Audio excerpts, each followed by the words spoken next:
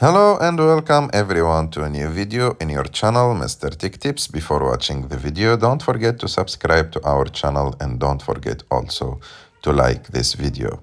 In today's video, I will show you how to update your iPhone to the new release or to the new version of iOS. So to do this, it's so simple. You just need to go to settings, and after settings you just need to scroll down a little bit, go to general, and in general you have the second option is software update. You just need to click on it, and as you can see here, there is no update now. It already tell me that my iOS is up to date.